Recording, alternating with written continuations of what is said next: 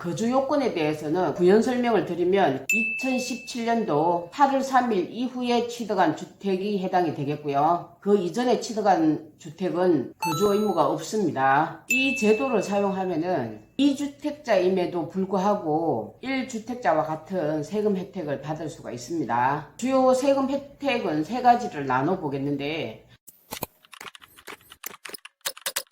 안녕하세요. 복덩이 부동산입니다. 최근 요 몇 주 동안에 세금에 관련되는 문의 전화가 정말 업무를 할 수 없을 정도로 굉장히 많이 왔습니다. 그래서 오늘은 1가구 2주택에 대한 전반적인 개요와 기본 요건 그리고 세금 혜택에 대해서 자세하게 설명드리겠습니다. 설명드리기 전에 먼저 요 아래 구독, 좋아요 눌러주시고요.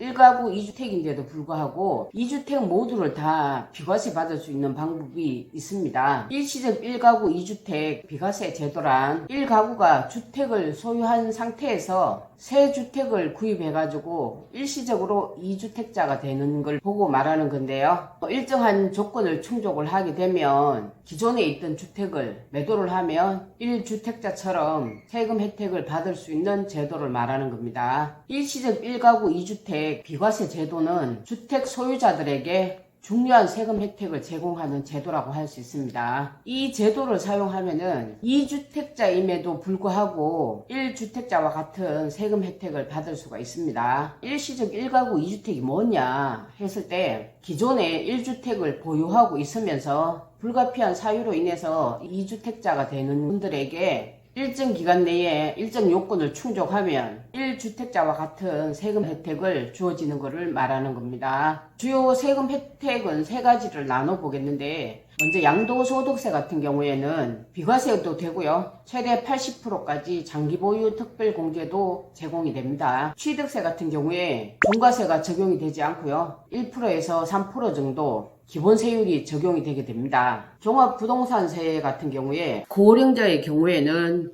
60에서 70세까지 약 20%에서 40%의 세 공제를 받을 수 있고요. 장기보유 특별공제까지 합산해서 최대 80%까지 공제를 받을 수 있겠습니다. 고령자이면서 장기로 보유하고 있었다 하면 둘 다 혜택을 받을 수 있습니다. 양도소득세 같은 경우에는 무조건 비과세를 해주는 게 아니고요. 비과세를 받기 위해서 요건이 필요합니다. 소득세법 155조 1항에 따라서 기존 주택을 2년 이상 보유를 해야 되고요. 취득 당시에 조정 대상 지역이었다면 2년 거주까지 해야지 됩니다. 두 번째 요건으로는 기존 주택을 구입을 하고 만 1년이 지나고 난 다음에 두 번째 주택을 구입을 해야 됩니다. 3년 이내에 첫 번째 구입했던 주택을 매도를 했을 때 비과세 혜택이 주어집니다. 현재 조정 대상 지역은 어디냐고 하면 서울 송파구, 강남구, 서초구,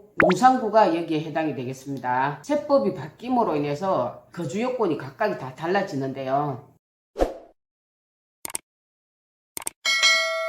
종전주택을 취득한 날로부터 1년 이상 지난 후에 신규주택을 취득을 해야 됩니다. 예를 들면 2024년도 12월 30일 날 주택을 취득을 했으면 신규주택은 2025년도 12월 31일 이후에 취득을 해야 됩니다. 종전주택을 취득한 날로부터 1년 미만인 상태에서 1가구 2주택이 되었다. 비과세에 해당 사항이 없고요. 특별히 1년이 경과하지 않아도 비과세를 해줄 수 있는 예외사항이 있는데요. 첫 번째, 5년 이상 거주한 임대주택이 분양 전환되는 경우. 두 번째는 수용으로 인해서 신규주택을 취득하는 경우. 세 번째, 취약이나 업무 요건 변경으로 부득이하게 신규주택을 취득을 해야 되는 상황이면 비과세 해당이 되겠고요. 네 번째는 수도권 소재 법인이나 공공기관의 지방 이전으로 인해 가지고 신규주택을 취득할 때 이때도 비과세 해당이 되겠고요. 자, 그러면 양도소득세 비과세를 받기 위해서 양도해야 되는 시기에 대해서 말씀드리겠는데요. 2024년도 1월 12일부터 종전주택이 있는 상태에서 신규주택 취득한 날로부터 3년 이내에 종전주택을 양도하시면 양도소득세 비과세 받겠습니다. 법이 바뀌기 전에는 1년 보유한다, 2년 보유한다, 3년 보유한다, 굉장히 이게 복잡했는데요. 법이 바뀌면서는 깔끔하게 정리가 되었습니다. 첫 번째, 2년 이상 보유를 해야 되고요. 만약 그 지역이 취득 당시에 조정 대상 지역이었다, 이럴 경우에는 2년 실거주도 해야 됩니다. 그래야 비과세가 될 수 있어요. 거주 요건은 취득 당시 시점으로 기준입니다. 2017년도 8월 3일 이후 취득분에 대해서 해당이 되겠고요. 그 이전에 취득하신 집에 대해서는 거주 의무가 없습니다. 그리고 고가주택의 경우에는 실거래가액이 12억을 초과했을 경우에는 양도소득세가 비과세 되지 않고요. 과세가 되겠습니다.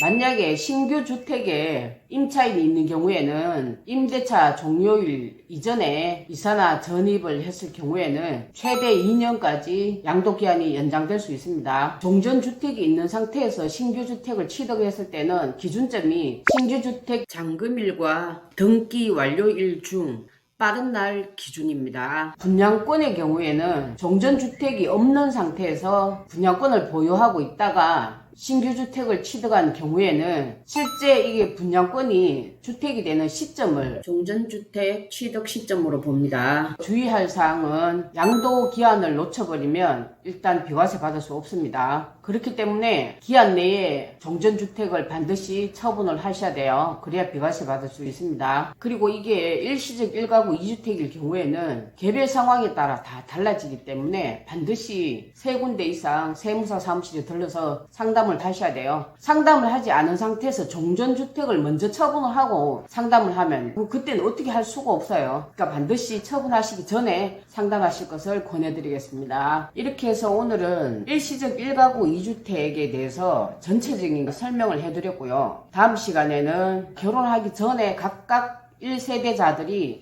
결혼을 하면서 1가구 2주택이 되었을 때, 직장 이전하면서 1가구 2주택이 되었을 때, 그리고 부모 복양을 했을 때 이런 특별한 사례에 대해서 좀 더 디테일하게 언제 처분을 해야 되며 실사례를 들어가면서 자세하게 설명드리겠습니다. 임대차 분쟁이나 매매 때문에 분쟁이 발생했을 때 난감할 때가 많으시잖아요. 제가 네이버 지식인과 엑스퍼트로 활동하고 있고요. 오픈 카톡방을 운영해서 개별 상담도 진행해 드리고 있습니다. 고정 댓글에 링크를 타고 들어가시면 결제하고 상담 신청을 할 수 있으니까요. 많은 이용 부탁드리겠습니다. 오늘 여기까지 할게요. 다음 시간에 뵙겠습니다. 안녕.